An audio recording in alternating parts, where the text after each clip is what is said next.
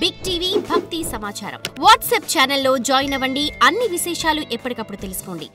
నేను గమనించిందేంటంటే ఈ కార్యక్రమం మొదటలో మీరు ఉచ్చరించిన మంత్రం మిగతా వాటికంటే భిన్నంగా ఉంది.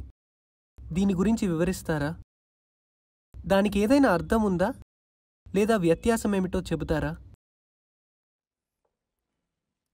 చూడండి, మనం ఇది అర్థం చేసుకోవాలి. మంత్రం అన్నది ఒకటి ఉంది, సరేనా? మంత్రం అంటే అదొక స్వచ్ఛమైన శబ్దం అని. ఒక శబ్దం ఎందుకు స్వచ్ఛమైనది, ఇంకొకటి ఎందుకు కాదు అంటే ఆ విధంగా కాదు.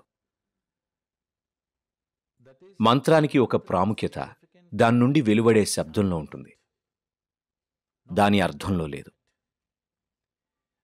అర్థం అనేది కేవలం మీ ఆలోచనల్లోనే ఉంటుంది. ఈ విశ్వంలో ఎక్కడా అర్థం అనేది లేదు, మనుషుల మెదడులో తప్ప. కానీ శబ్దం అనేది వాస్తవం, ఎందుకంటే శబ్దం ఒక ప్రకంపన.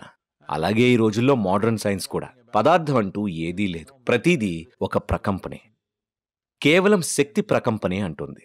కాబట్టి శబ్దం ఉనికిలో వాస్తవంగా ఉన్నది, కానీ అర్థం అనేది మానసిక కల్పన. చాలా వరకు అంటే ఈ విషయాల్లో ఈయన ఎక్స్పర్ట్, నేను అవన్నీ చదవలేదు. కానీ ప్రాథమికంగా మన సంస్కృతిలో అందించబడే దాని సారం ఏంటంటే చాలా వరకు అది శబ్ద ప్రభావం గురించే. ఎందుకంటే ఈ సృష్టిని శబ్దాల సంక్లిష్టమైన అమరికగా చూస్తారు. వాటిలో కొన్ని శబ్దాలను ఇంగ్లీష్లో కీ సౌండ్స్ అంటారు.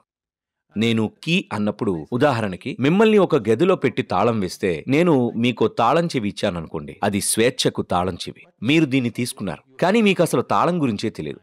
కాబట్టి చెవుల్లో తిప్పి చూశారు, ఇలా అన్నారు, అలా అన్నారు, గోడకు పెట్టారు, ఇది అది చేశారు. అది అలా పనిచేయదు. కేవలం మీరు దాన్ని ఆ తాళంతో పెట్టి సరైన విధంగా తిప్పినప్పుడే అది మీకు అవతలి ప్రపంచానికి ద్వారం తెరుస్తుంది. అలాగే మంత్ర ప్రాముఖ్యత దాని నుండి వచ్చే శబ్దంలో ఉంటుంది. అర్థం అనేది సామాజిక మానసిక పరమైన విషయం. అర్థం అనేది అర్ధరహితమైనది, నిజం, కానీ శబ్దం వాస్తవంగా ఉన్నది. కాబట్టి ఈ శబ్దాలను వాడి మీలో ఇంకా మీ చుట్టూ ఓ విధమైన వాతావరణాన్ని సృష్టించే శాస్త్రమే ఇది. అర్థం కేవలం మనం కల్పించుకునేదే. Meaning is just made up by us. For more videos like this, subscribe Big TV channel.